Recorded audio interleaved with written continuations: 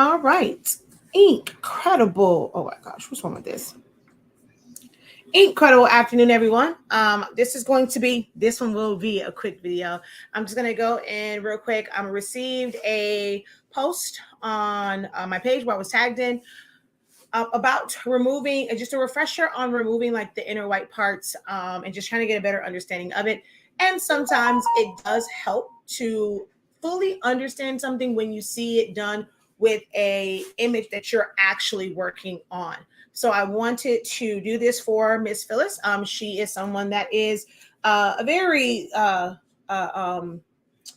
supporter, and so I wanted to be able to do this and show how to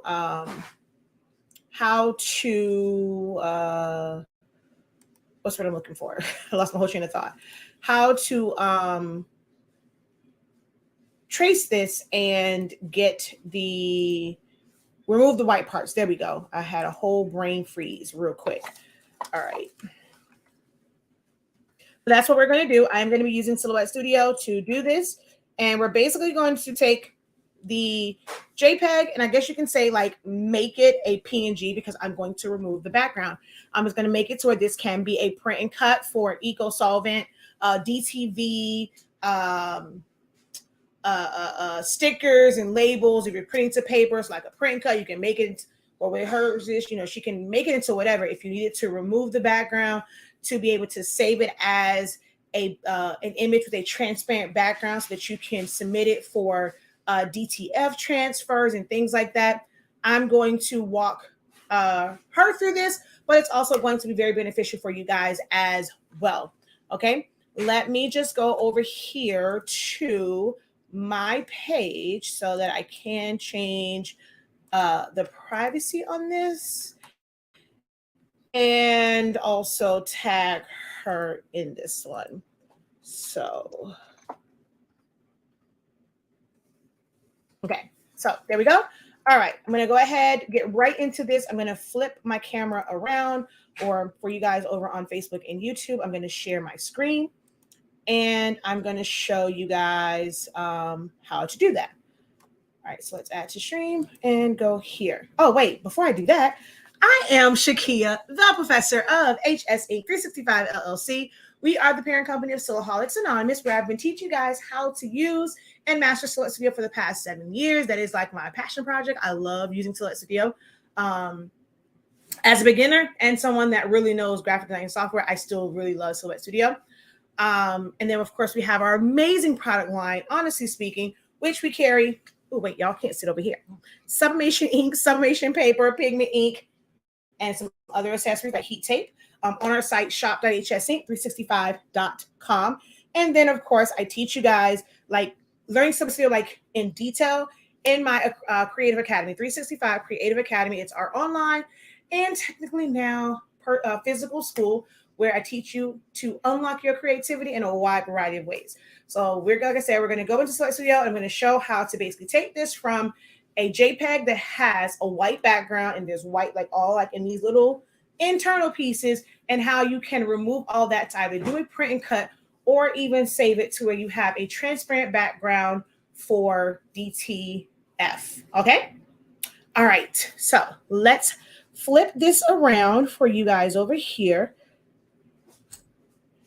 And let's go there.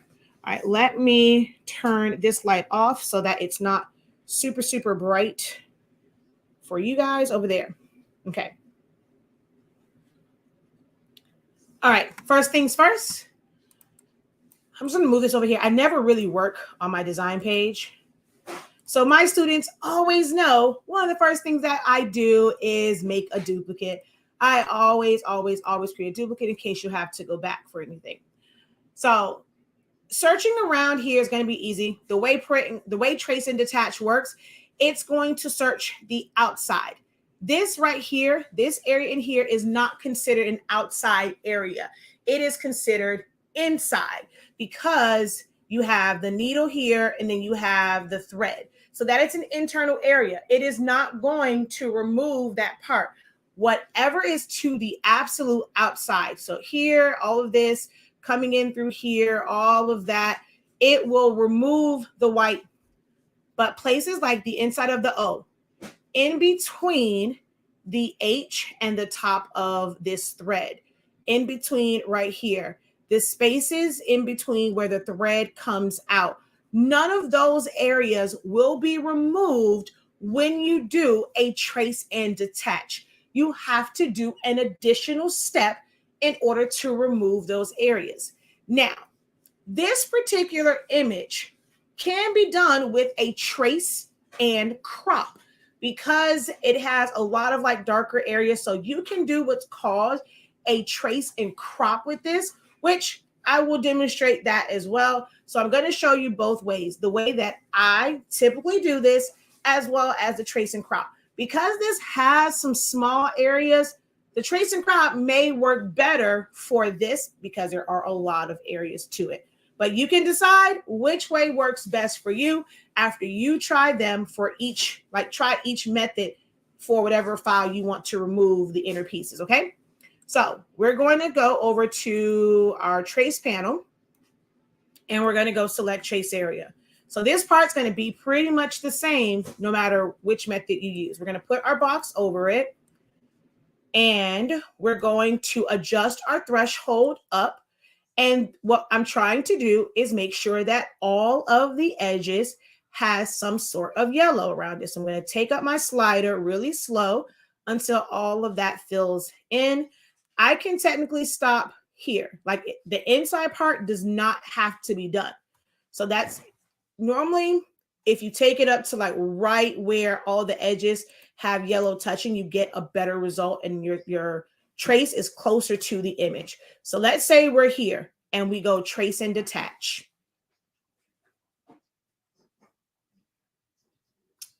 As we move this, see, the background goes away, but you still have white right here, right here, right here. This is one of the reasons why I don't like to do traces on my design page, because you really won't know that you still have those white areas. So by it being on this gray area, once I pulled away the white, I now see the areas that have not been removed. Okay, so we're going to do a second trace. And I'm going to, again, take this up until those areas that I need. So I'm not even worried about here because no, like this doesn't like the others, doesn't have a loop of the yellow thread that comes out. So I'm not even worried about going up on this section. It's all of the areas where there are loops is where I'm really focused on, okay? So now that I have that, I'm going to do a regular trace. You're going to click on that trace and you're going to fill it in with color. If your whole entire thing fills in, like, okay, I'm going to click right here. So let's say that, and even my white areas change. You don't have the trace selected. You have the image selected. You need to click off and click back on it again to where only the trace is filled in with color. And again, you will know that you have the trace because you will still see those white areas. Once you have it filled in with color, if you have a lot of areas to do or you're not quite sure where all those areas are, you want to take the transparency and bring that down some so you'll be able to see through it. Okay, oh, I'm on the wrong one. Take that back up, click on my trace. I'm going to take my transparency down. All right, we're going to right click and release compound path. That's going to release every little shape that makes up this design. Once you do that, you're going to hold down Shift and you're going to click in all of those areas where you need to remove the color. So hold down Shift. I'm going to click here. Did it give me a space there? No, we're going to click in here, and here, and here, here, this piece, this piece. 1, 2, 3, 4 here. We're going to click in here, here, and here. So that's all of the little internal areas. Well, I also want to, okay, so that's all the internal areas. I'm going to hit delete on my keyboard, right? I typically don't have to take my transparency up, but I'm going to take it up so you guys can see where those pieces are, okay? So you see where those pieces are. It's inside all of those areas that we need to have cutouts of. So I'm going to select the entire thing. Oh, well, first with the background, the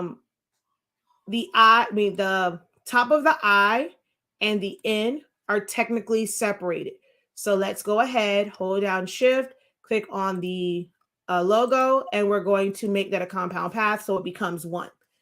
If you don't, it goes away. So let's copy this, and then I'm going to back up. I'm going to paste. Okay. So, oops, wrong thing. I did it wrong. Okay, let's copy this. All right. So like I said, we're going to click on the logo, hold down shift, click on the I and the N, and I'm going to make it a compound path. I don't know what's going on with my phone. It keeps telling me that the connection's unstable. So once I have that, we're going to drag and select over everything, the pieces that we colored and the original logo or image, depending on what you're doing. You're going to go over to modify and you're going to go subtract. Boom. Now we don't see white. Those areas now have edit points around them, and you can do a print cut on it, or you can send this as a as a print for DTF if you're trying to do like transfers, because now those areas are open. All right. If you did not, so I'm not sure, I didn't get a chance to ask like, okay, exactly what issue she was having, but let's say you did the first part of it, right? You followed me like, okay, yep. You know, in my course, I teach you about these things when it comes to subtracting and what conditions cause which results. These two pieces are separated, right? So if I were to select all of this and I go subtract, this is what was to the back. I'm going to lose everything because of how it was set up. That was to the back. It was not connected to anything. Now, if I hold down shift and just unselect those and subtract, they stay and everything moves. So it really depends on how the image is set up. This is where my 30-day training comes into play, because I break all of this down.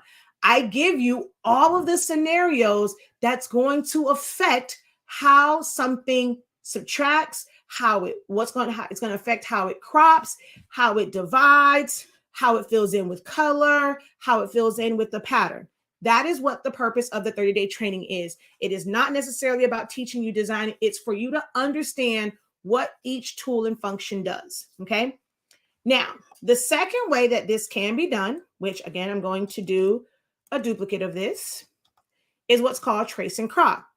Because this is kind of solid, this is an image that this method can be done with. It cannot be done with every single image. We're going to put our box over it. This time, I'm going to take my threshold up until pretty much everything is masked in yellow and it is solid. I'm going to do a trace. It is going to trace the outline and all the little pieces are there. Well, once I select over both pieces, which you really have to do the whole thing, I'm just going to kind of come to here and see everything is selected. We're going to go to modify and I'm going to go crop. All right, well, this made it to where it took out that white and it took out those areas. For this particular logo, that is going to be the best and most effective method. But I always show both because you never know which method you're going to need. Because again, trace and crop does not work with every single file, with every single image. It only works for certain ones depending on how it's set up. Sometimes you will have to do the trace and then remove the inner white areas. Now, there is a way to do this using trace by color, But because this has so many small areas to it, trace by color would not be the most effective way to do this, because you would have to do each of those areas by themselves. Not effective time-wise. So once again, we're going to go select trace area. We're going to take our threshold up until all of the edges are masked in yellow. And we're going to trace and detach.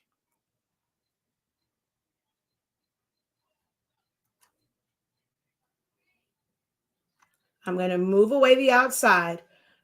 I'm going to select everything here, and I'm just going to make it a compound path.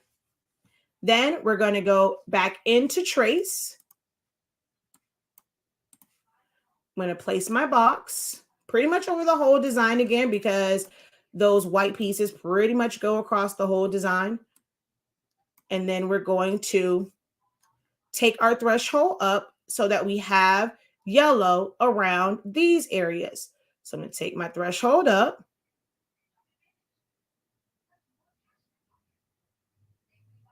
And I'm going to trace.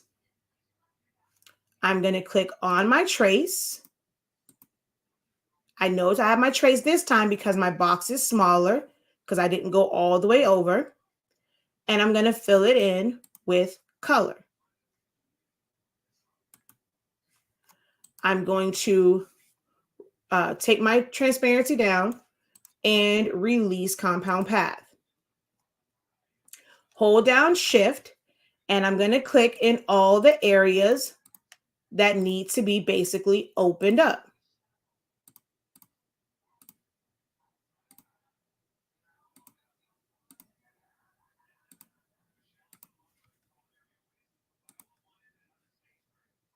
I can't tell. I think that's, and then I'm going to hit delete on my keyboard.